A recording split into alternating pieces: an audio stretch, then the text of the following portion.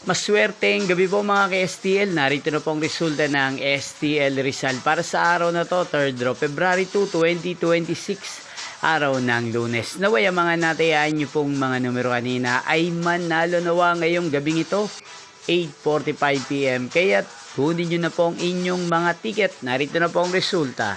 Ang mga numerong nanalo sa STL Rizal ngayong gabing ito, February 2, 2026, 8:45 PM. Third draw result 13 at 1 in exact order. Again, 13 at 1.